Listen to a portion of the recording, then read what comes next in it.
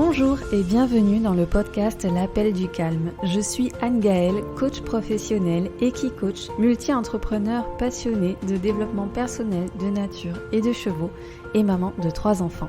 Ma mission est de vous guider pas à pas et en douceur sur la voie de la sérénité. Tous les 15 jours, je vous partage ici des clés, des outils, des ressources bien-être ainsi que mes expériences pour vous inspirer et vous amener à retrouver le calme en vous et autour de vous. Ensemble, faisons de chaque épisode un espace de respiration, un moment pour vous. Alors, à tout de suite pour un nouvel épisode. Il y a quelque temps, nous avons été invités pour la première fois chez les parents d'un camarade de classe de notre enfant. Nous avons trouvé l'invitation sympathique, alors nous avons accepté. Toutefois, on ne se connaissait pas et moi, je me demandais de quoi nous allions pouvoir parler. Je me suis dit que, de toute façon, nos interlocuteurs sauraient nous mettre à l'aise et engager la conversation. Que le sujet le plus facile sera naturellement celui des enfants, de l'école, de l'éducation, bref, de ce que l'on connaît au quotidien. Je me suis rassurée en me disant qu'il y avait matière à discuter et effectivement, le déjeuner commençait plutôt bien, avec des échanges sympathiques, courtois, mais assez peu profonds. Rapidement, un silence s'est installé à table. Notre maîtresse de maison a bondi de sa chaise, proposant de passer à la suite. « Je vais servir le plat », s'est-elle exclamée. Moi j'ai pensé, tant mieux, ça va meubler les blancs. Ouf, un nouveau sujet s'installe rapidement sur la cuisson du rôti, si subtil, si difficile à avoir, qu'elle a, soit dit en passant, si bien maîtrisée et pour laquelle je lui demande de nombreux conseils. Ensuite, nous switchons sur le primeur d'en face qui s'est installé récemment mais qui malheureusement est rarement achalandé en produits bio. À nouveau, nous sommes à court de sujets et un nouveau silence s'installe. Dans ma tête, je me dis, merde, on est à court de munitions.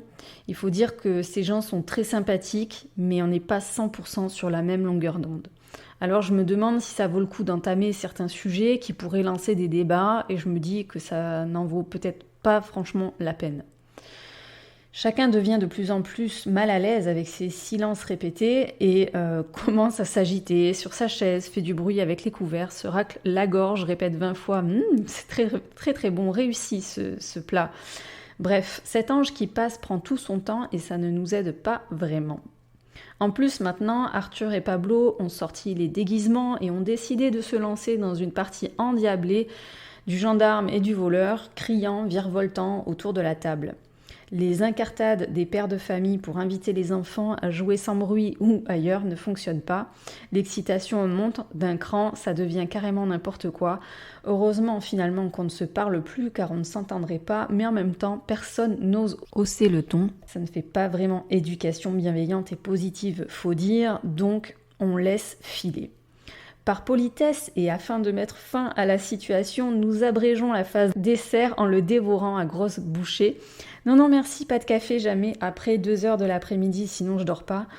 Bon Arthur, on va y aller, tu reverras Pablo à l'école. On se remercie chaleureusement et poliment, on sait très bien que l'expérience ne se renouvellera pas, mais merci quand même d'avoir essayé, c'était sympa. À peine les fesses posées dans la voiture, mon mari et moi lançons un peu de silence, ça fait du bien. Soulagement général d'être sorti de cette situation. Évidemment, sur le retour, nous ne manquerons pas de commenter ces silences à table et pour lesquels notamment nous avions hâte également de partir. Bref, silence ou pas silence, faudrait choisir à un moment donné, faudrait savoir ce qu'on veut. Alors bonjour et bienvenue dans ce nouvel épisode avec cette histoire en introduction. Histoire fictive, au passage, dont toute ressemblance avec un quelconque personnage ou quelconque situation est totalement fortuite. Et cette histoire vous aura sans doute mis sur la piste du sujet d'aujourd'hui, à savoir le silence. Alors aujourd'hui, je me donne comme mission de vous faire apprécier le silence et je pense que certains d'entre vous se disent déjà « mais moi j'aime le silence ». En fait, il y a souvent une confusion entre le calme et le silence. Si le calme est perçu comme étant une expérience agréable, le silence, lui, est plutôt perçu comme étant quelque chose de gênant, d'angoissant et de pesant. Quand on dit qu'on recherche le silence, en vérité, on cherche surtout un état de calme, cet état que nous procure le silence finalement, donc le calme. Donc le calme ou le silence, quelle différence ? Je me suis dit que le mieux était de poser les définitions officielles du Petit Robert et du Larousse, entre autres, pour commencer à différencier les deux termes. Alors le calme, c'est une ambiance ou un état qui est dénué d'agitation, et le silence, c'est l'absence de bruit, c'est donc faire silence, et c'est donc le fait de ne rien dire et de se taire. Les différences donc, c'est que dans le calme, il n'y a aucune agitation, mais il peut y avoir du bruit, un bruit qui va être plutôt doux, feutré, posé, des paroles à faible volume, des déplacements de personnes par exemple dans un espace, sans volume sonore intense. Dans le silence, effectivement, il peut y avoir du désordre, des personnes qui s'agitent, qui bougent, mais sans faire de bruit ni prononcer aucune parole. Le silence, c'est la condition sine qua non. Donc, je vous donne un autre exemple pour illustrer ceci. Vous avez peut-être le souvenir de votre instituteur ou institutrice à l'école qui vous demandait de travailler en silence. Travailler en silence, ça voulait dire travailler en se taisant sans générer aucun bruit. Alors que parfois, elle pouvait aussi vous dire travailler dans le calme. Travailler dans le calme, à ce moment-là, c'était travailler dans une ambiance dénuée d'agitation, d'excitation, d'exacerbation des bruits. Néanmoins, ce n'était pas une requête au silence, c'était une requête à pouvoir parler mais en chuchotant, à pouvoir se déplacer dans la classe mais peut-être à pas de loup, c'était souvent l'expression qui était utilisée, sans sauter par exemple, de bouger bien sûr, sans faire tomber ses stylos, etc., etc. Donc j'espère que là jusqu'ici, vous avez saisi la nuance. Donc la plupart du temps, lorsque nous aspirons au silence, nous aspirons surtout au calme. Car le silence complet absolu n'existe pas sur Terre. D'ailleurs, il paraît que si nous devions vivre une situation de silence absolu, nous deviendrions fous, nous ne pourrions pas tenir plus de 45 minutes dans cette situation. Il existe d'ailleurs des chambres anéchoïques, je ne sais pas si je prononce le terme, je n'ai pas vérifié la prononciation du terme auparavant, mais qui sont des espaces, donc des pièces où effectivement c'est le silence absolu qui y est recherché, et ce sont des pièces qui servent donc pour le développement technologique et pour des études scientifiques, et il paraît que certaines personnes qui ont pu intégrer ces pièces à titre d'expérience souhaitaient en ressortir au bout de 10 minutes à peine, tellement ce silence en fait était désagréable, était oppressant. Donc à minima, il y a toujours finalement un petit peu de bruit, des bruissements, des chuchotements, le bruit du vent, du crissement de sable, de terre, le bruit des pas. Donc il y a toujours à minima du mouvement, de la vie, quelque chose qui indique que c'est vivant. Mais lorsque ça fait contraste avec ce que nous avons l'habitude d'entendre au quotidien, donc des conversations animées, des engins motorisés, les bruits de la rue, des bruits stridents, des crissements, etc., etc., forcément, quand on en revient à une ambiance plus calme, on a cette impression de silence. D'ailleurs, parfois, on va utiliser le terme, c'est un silence de cathédrale. On a tendance à assimiler aussi le silence comme quelque chose d'éteint, comme une absence de quelque chose, puisque littéralement c'est l'absence de bruit. Du coup, dans les expressions régulièrement utilisées, en fait, il y a cette notion de quelque chose d'éteint, de pas vivant, de mort. D'ailleurs, on dit un silence glacial, on dit souffrir en silence, un silence de mort, un silence de cathédrale. Il y a quelque chose comme ça de très solennel, de très froid dans ce terme. Je ne sais pas comment vous le formulez, mais en tout cas, ça vient contraster avec cette notion de vie. Et pourtant, c'est la nature qui nous offre les plus belles et les meilleures expériences de silence, et force est de constater que la nature est pleine de vie. Si l'on se tait, que l'on va dans un champ par exemple, on va entendre cette vie qui grouille, cette vie qui vole, cette vie qui butine, cette vie qui gazouille. Tout ça, on va l'entendre. Le vent entre les herbes, le vent dans les épis de blé, les bruissements de nos pas sur la terre. On l'entend, il y a quand même du bruit. Mais ensemble, on va partir du principe que c'est le silence. Et j'ai envie de vous partager cette expérience incroyable que j'ai pu vivre au Kenya.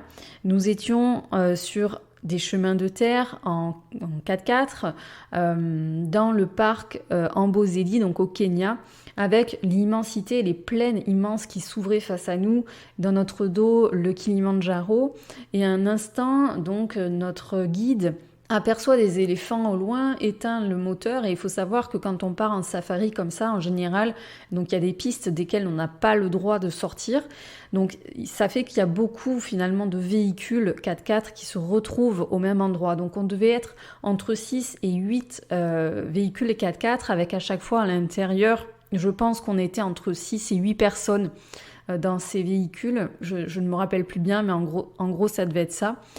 Et finalement, à cet instant-là, donc tous les guides éteignent les moteurs et il y a cette image tellement saisissante des éléphants qui s'approchent, d'un troupeau d'éléphants. Donc on parle de peut-être 15 têtes d'éléphants, toute une famille d'éléphants qui arrivent, mais dans un silence de cathédrale, justement.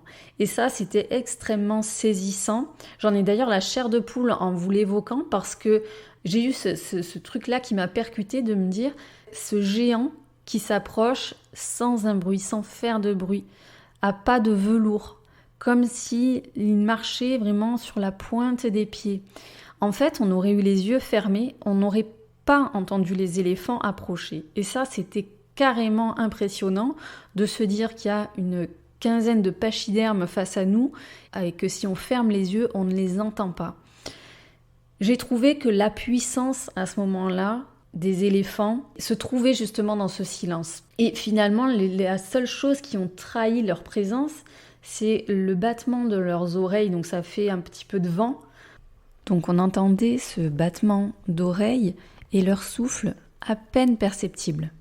Et donc là, je me suis dit, waouh, mais en fait, cette nature, cette force de vie, elle peut être silencieuse et ça nous offre un cadeau incroyable. Grâce au silence, elle prend une dimension encore plus grande, encore plus forte, encore plus impactante.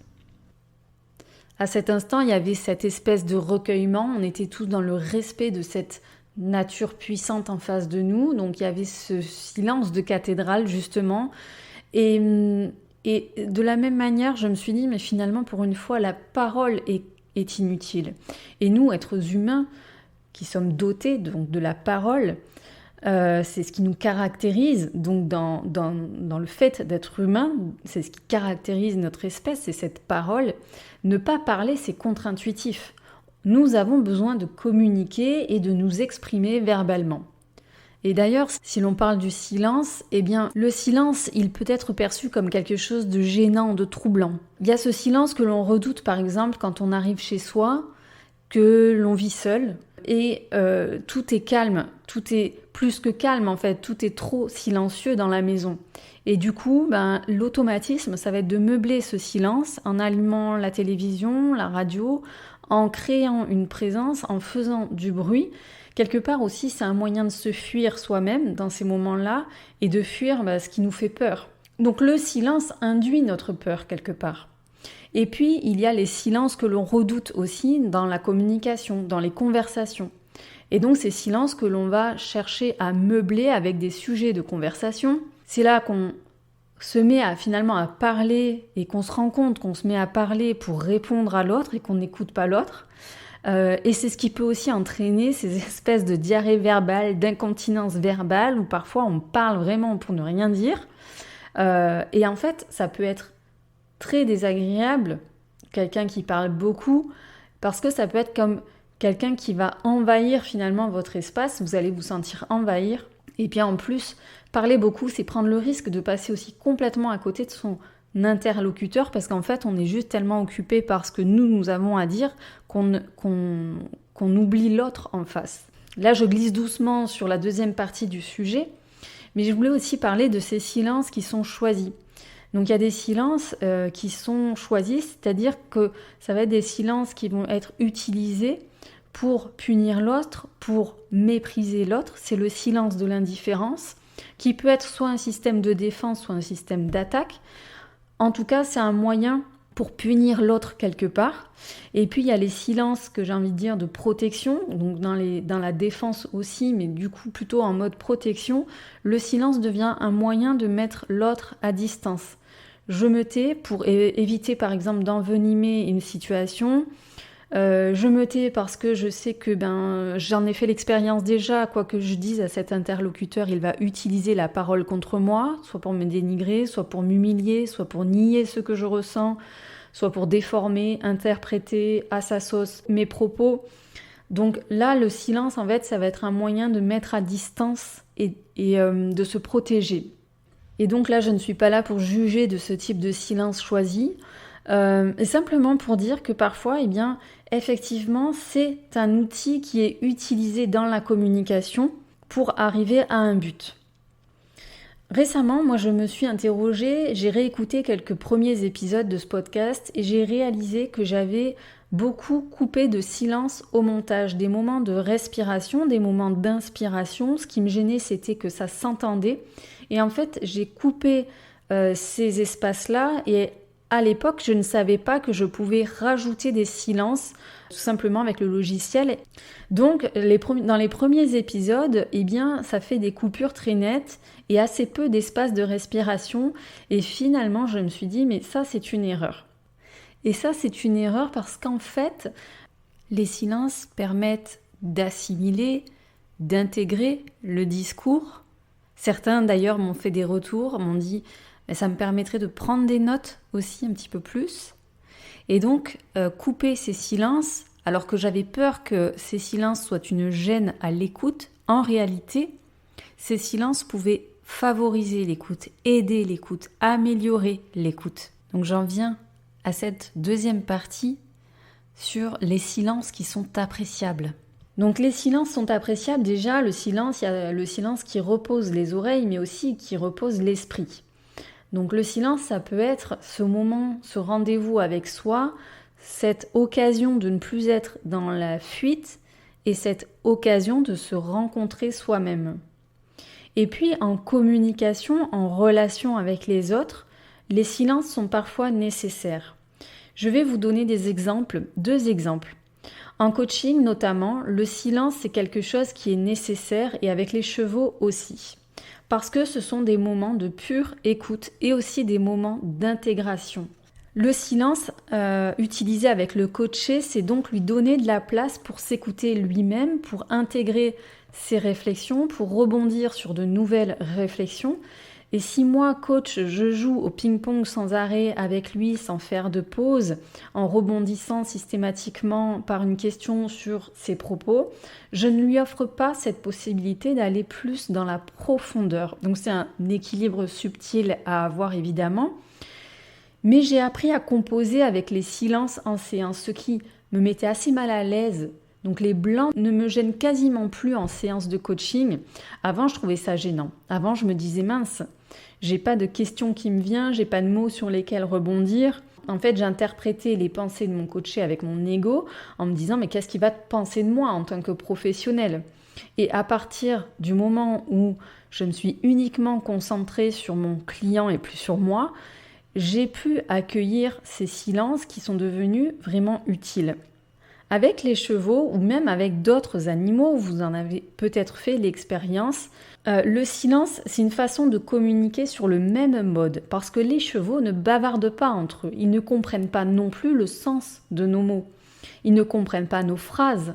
Ce qu'ils comprennent, c'est notre intention, nos intentions et notre énergie.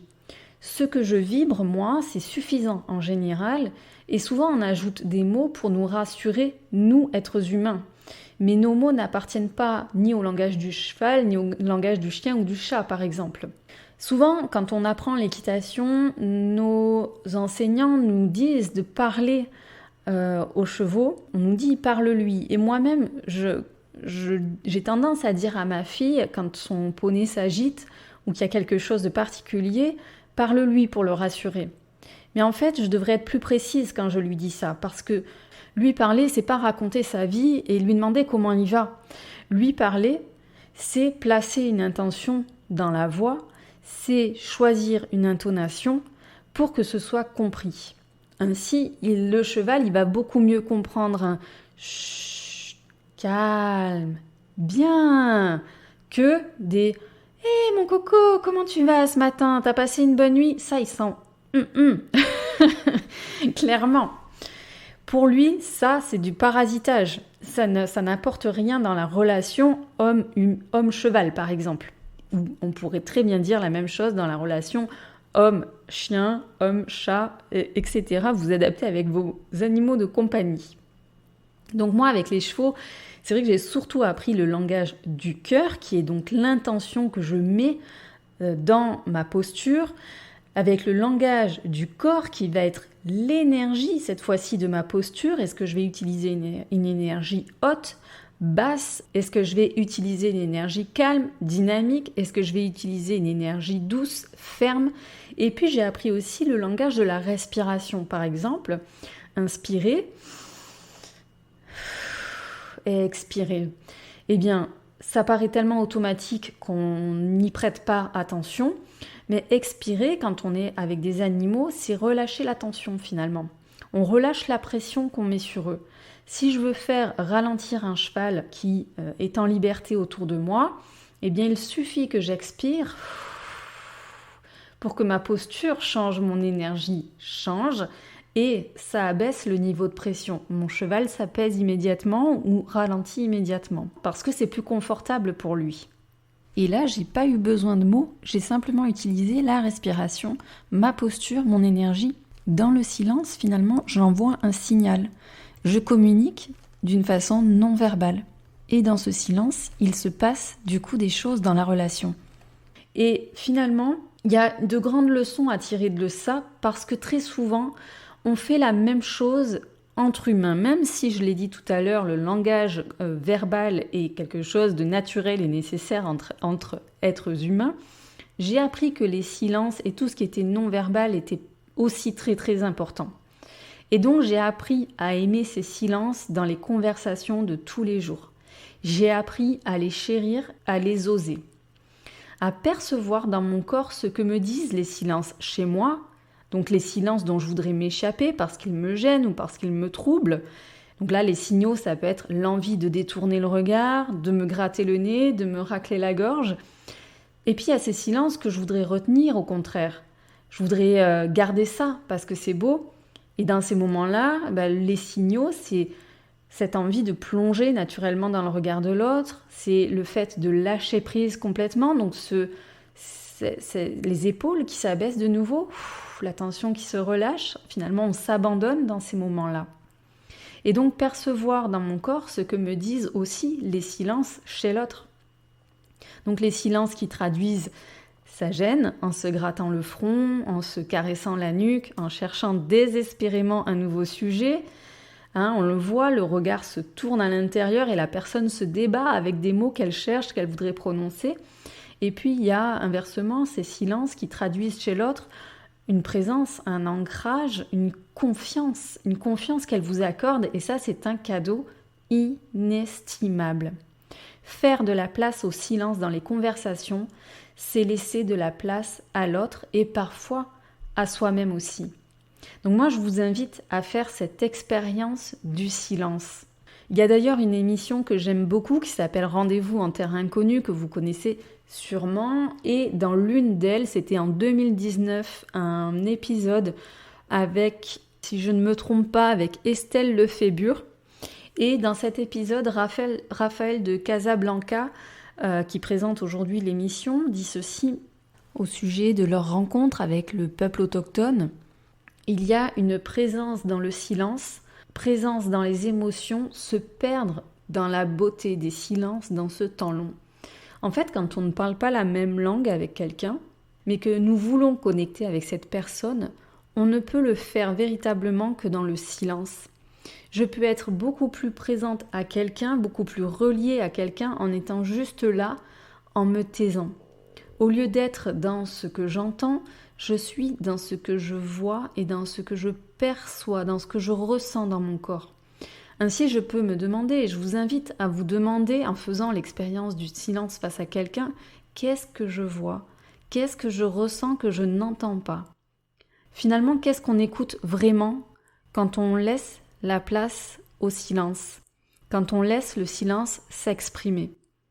Faire l'expérience du silence face à quelqu'un ou face à soi-même en se regardant dans les yeux, en se taisant quelques secondes, plonger uniquement dans les yeux, dans le regard, faire taire tous les commentaires de notre petite voix et retenir aussi l'envie de rire parfois qui traduit notre gêne et juste se connecter au ressenti, être à l'affût des messages corporels. Ça dit quoi en moi ? Il est possible, vraiment possible, de ressentir les vibrations, de percevoir l'invisible quand nous acceptons les silences comme une porte ouverte à l'autre.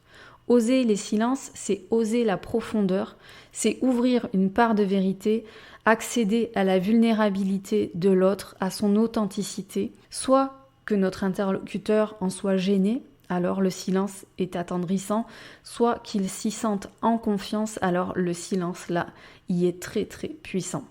En conclusion, je dirais que intégrer le silence comme faisant partie de notre langage devrait être aussi naturel que de respirer, car pour reprendre mon souffle, j'ai besoin de me taire, et pour pouvoir parler sur la durée, j'ai besoin souvent de reprendre mon souffle, donc j'ai besoin souvent de me taire. Donc ouvrir cet espace de respiration un petit peu plus dans les conversations, diminuer l'agitation verbale et insuffler le calme en soi et autour de soi. Et puis aussi du coup pour la prochaine fois, quand je rendrai l'invitation aux parents de Pablo, j'aurai une arme imparable pour détendre la situation et apprendre à mieux les connaître, à savoir le silence. Je vous remercie infiniment de votre écoute. Si cet épisode vous a plu et si vous aimez le podcast, n'hésitez pas à lui déclarer votre amour en allant mettre 5 belles étoiles sur Apple Podcast et sur Spotify et aussi en partageant vos épisodes préférés sur les réseaux sociaux parce que non seulement ça aide le podcast à être propulsé dans les meilleures écoutes, mais aussi ça peut surtout aider et inspirer quelqu'un d'autre dans votre entourage. Donc c'est élargir la mission de ce podcast, amener du calme en soi et autour de soi, alors autant que le message passe. Je vous remercie infiniment, je vous dis à dans 15 jours pour un nouvel épisode. D'ici là, on continue la conversation sur les réseaux sociaux. À très bientôt. Merci pour votre écoute d'aujourd'hui. Si vous avez aimé ce podcast et pour ne rien manquer des prochains épisodes, suivez-moi sur votre plateforme de podcast préférée. Si vous pensez que son écoute peut être utile à un proche, n'hésitez pas à le lui partager afin de le soutenir dans son cheminement personnel. En attendant le prochain épisode, retrouvez-moi sur les réseaux sociaux. Je vous dis à très bientôt et d'ici là, n'oubliez pas de répondre à l'appel du calme.